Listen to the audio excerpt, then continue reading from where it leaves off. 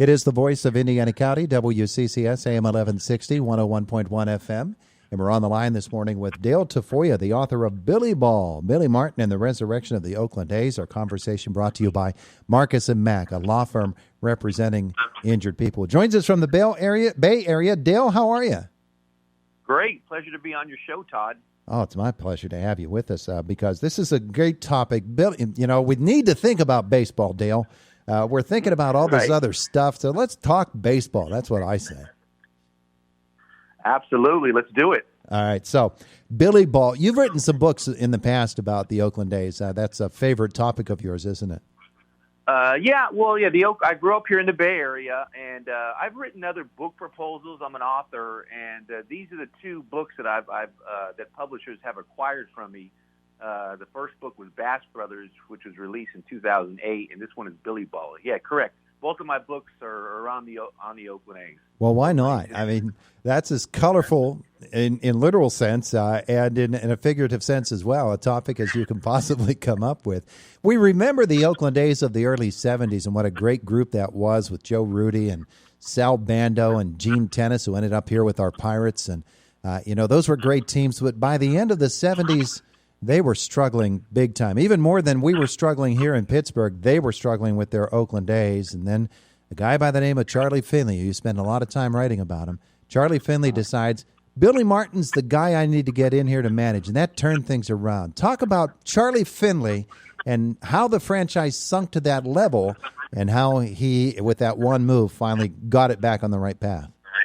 Yeah, great question, Todd. Of course, Charlie Finley, one of the more innovative owners in all of the game. In fact, he tried to introduce orange baseballs into the game, and also brought World Series night games. He had some influence on that, and he brought the Oakland A's from Kansas City in 1968, and he brought 3 World Championships, as you remember, the great dynasty years, 1972, 73, and 74. With Catfish Hunter, Vida Blue, and Gene Tennis, and those great players, and Raleigh Fingers. And but free agency, that's when players were able to shop their services to the highest bidding club. Free agency came in the picture in the mid '70s, and Charlie Finley, his ownership model, Todd. Charlie Finley had a great nose for talent, and not too many people know that. Yeah. He had this great nose for talent. And his ownership model was to draft and sign these players for a long period of time and not pay them much. And he was able to do that for a lot of these A's players. But free agency changed all that and really threatened his business model. And all his A's players from that dynasty jumped ship, and he simply just couldn't survive the economics of the payroll. And he was trying to unload the team in the late 1970s. In fact, as I talked about in the book, he planned on selling the A's to an oil tycoon in Denver by the name of Marvin Davis. And the A's, he ran the A's really just on a shoestring budget in the late 1970s. By 1979, Todd, the A's had only drawn just under 307,000. That was a season attendance. Nah. And lost 108 games. They were called the Triple A's and Oakland Pathetics and baseball's boat people because their lack of stability as a franchise.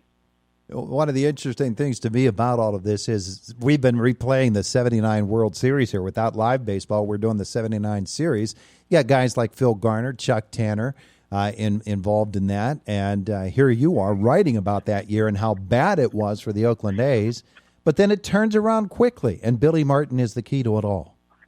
Right, and also I want to acknowledge a key trade that Finley authored in 1977 that involved the Pittsburgh Pirates. Mm-hmm. Charlie Finley sent Phil Garner to Pittsburgh in the spring of 1977 for a young outfielder by the name of Tony Armas and a pitcher named Rick Langford and also Mitchell Page. Both were key players in Billy Martin's arrival in 1980 as well. So yeah. Charlie Finley, as the franchise was sinking, Billy Martin was available to be hired because in October of 1979, Todd, he got into an altercation with a marshmallow salesman in a hotel in Minnesota. And George Steinbrenner, the plan was for Billy Martin to manage the 1980 Yankees, not the 1980 A's. Yeah. But George Steinbrenner was having some PR issues with Billy. He thought either Billy was going to hurt somebody in a bar or be hurt in a bar, so he fired Billy. And in February of 1980, while Billy Martin was unemployed, Finley, searching for some excitement or some jolt for that A's franchise, hired Billy Martin at the Drake Hotel in Chicago on February 21st, 1980, and the rest was history. And I want to also note that he hired him, Todd, a day before spring training started in Scottsdale. A day before. So it's not like he had a lot of time to prep or assemble the roster. He basically inherited the same roster that lost 108 games in 1979. Just amazing. All right, so Billy Martin, of course, associated as a player and as a manager, mostly with the Yankees. Had been with the Twins and the Tigers and the Rangers before that, but mostly we think of and thought of back then, Billy Martin is a Yankee. Now he's with the A's, but it's a homecoming for him, and he fit so nicely into that community because that's where he grew up.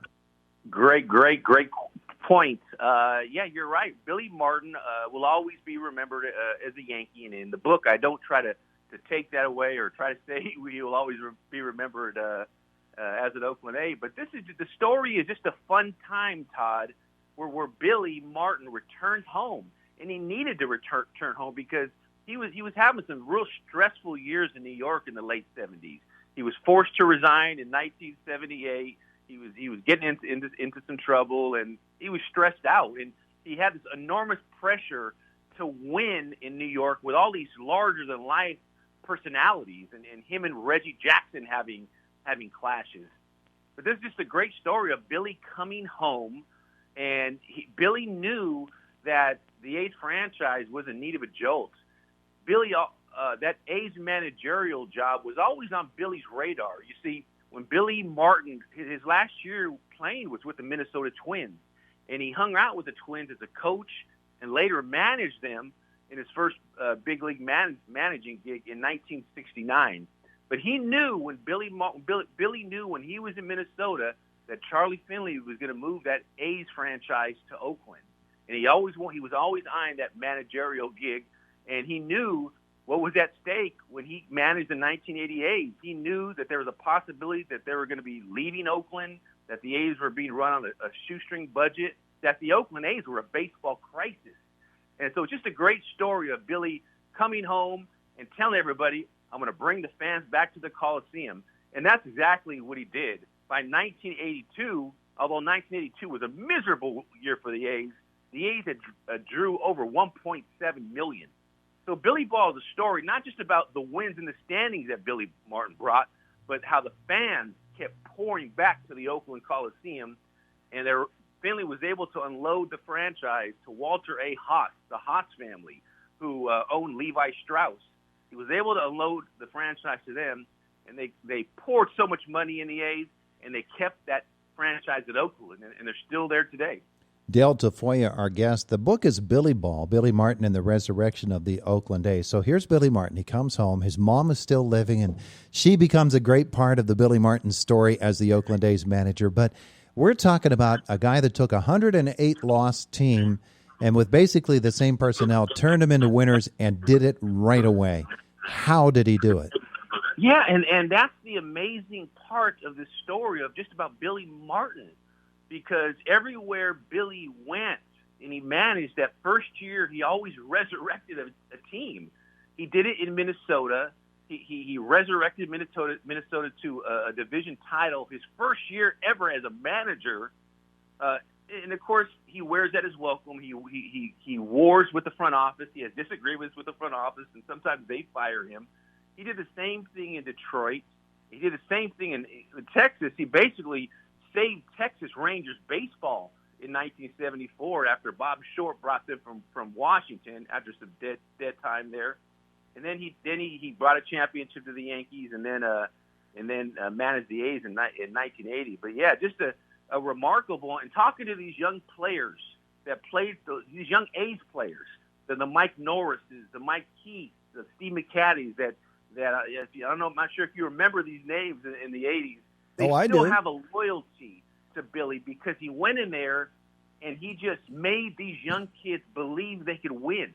Billy had a way of just hypnotizing players into believing they could win, and he did that with these young A's, and also they were ready to pop. They also had Ricky Henderson, one of the best players of all time. That he played his first full season in the big leagues under Martin in 1980. So yeah, just Billy had an amazing ability to turn bad teams around, and he did it wherever he went, Todd. Yeah, it's amazing. And you write it so well and bring us right into the Oakland community, how the fans embraced him and loved him, how at first, at least with the Haas family, it just worked so well.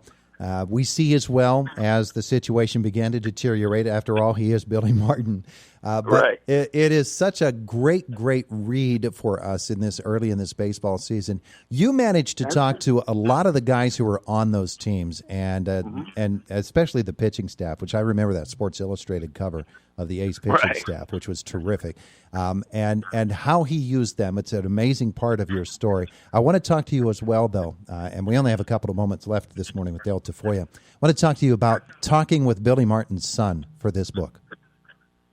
Yeah, before I started on the project, I talked to Billy Martin Jr. He was in Texas. He's a player's agent, and that's important when you do books like this because you really don't. At least I don't write books like this to have the family pissed off at you, or you know what. So I try to do things right and try to because it gets complicated when you're writing a book about a family member, and so I was able to talk to Billy. I told him my vision for the book, and Billy Martin, he couldn't be more supportive. He even told me that he was so happy when his dad was managing the A's because he felt his dad got healthier when he's managing in Oakland. He felt he didn't feel worried about his dad when he was in Oakland because he was back home. He was living a more low-key, mellow life. His 79-year-old mother was in Berkeley, so Billy tried to spend a lot of time with his mother when he was in New York and other spots, but now managing the A's, she was 10 minutes away from him.